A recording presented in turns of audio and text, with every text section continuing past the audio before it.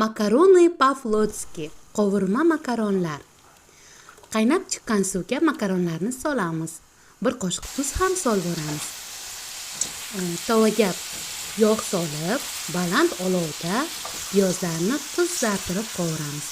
3-4 ta piyoz yetadi. Va unga 300-400 grammlar atrofida qiyma solamiz. Makaronlarni oz-ozdan aralashtirib turamiz. Balandroq olovda qaynatsa tetikroq chiqadi.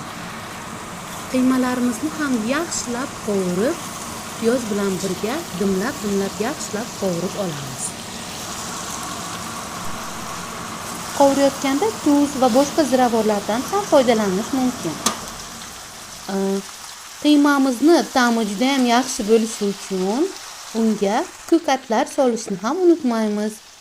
Vitaminlarga boy bo'lgan ko'katlar bolalarga ham juda foydali.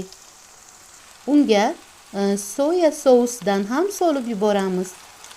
Bu taomimizni juda mazali va xushxo'r qiladi.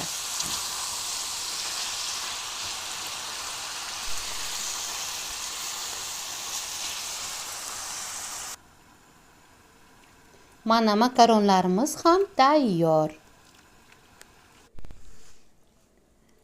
Makaronlarni qiyma bilan birga aralashtirib tayyorlab olamiz.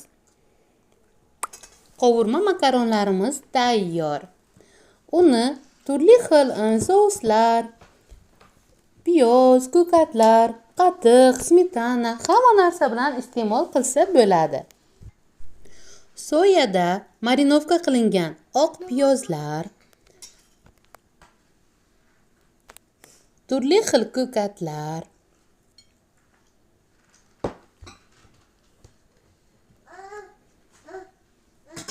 turli xil pomidor souslari yoki uyda bankada yopilgan souslar ham makaronlar bilan juda ham mos keladi.